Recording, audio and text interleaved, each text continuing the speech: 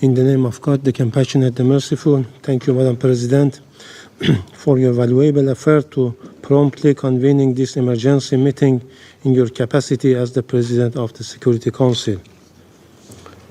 We welcome the presence of Secretary General at this meeting, and we also listen to the statement made by the ASG, Mr. Jenka.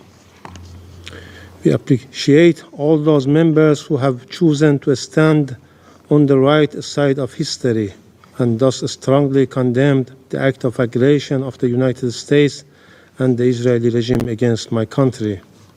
Madam President, I address this Council today for the third time since the brutal aggression against my country, first by the Israeli regime on June 13th and now by the United States. I speak with utmost urgency and grave concern on behalf of our people, a peace-loving nation of nearly 100 million people. Today, another stain was recorded in the political history of the United States. After the illegitimate Israeli regime failed to do the worst dirty work, Trump was forced in the early hours of Sunday, June 22, to personally carry out the most sordid part of this vile agenda.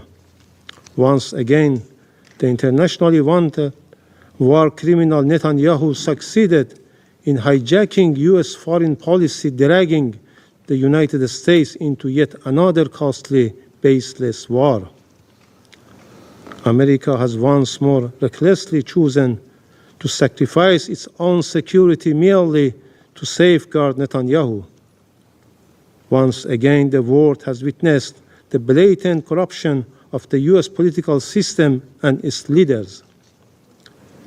As an independent, peace-seeking nation, the Islamic Republic of Iran had repeatedly warned the warmongering U.S. regime to refrain from stumbling into this quagmire.